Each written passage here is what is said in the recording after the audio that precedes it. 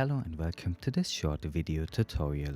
Today we want to show you how to update the firmware of your HVA smartVLF device. This update procedure is the same for all smartVLF devices from firmware version 2 onwards. For older versions you can refer to the video instruction of the HVA 28 firmware update. The first step is to download the new firmware version onto an empty USB memory stick. For the latest firmware, contact your sales partner or our technical support. The firmware update consists of individual files that may differ in number depending on the version. Before ejecting the USB stick, please ensure that only firmware files are stored on the storage medium.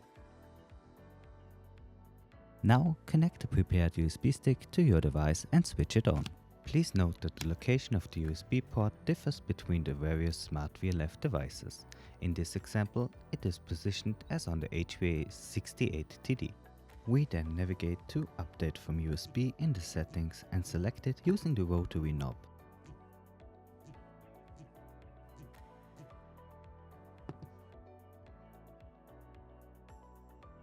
The update process will now start. Please ensure that the power connection is not disconnected until the update process is completed.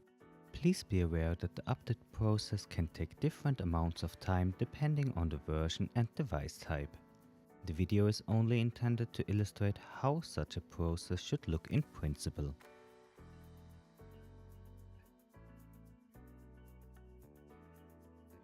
When the progress bar is green, you can complete the update by pressing the rotary knob. The device will automatically restart and the firmware will have been successfully updated. You can check this directly using the version number displayed on the start screen. Thank you for watching this video. For more information about B2 and our products, please visit our website. And if you have any technical queries about your B2 device, please contact our technical support at support@b2hv.com.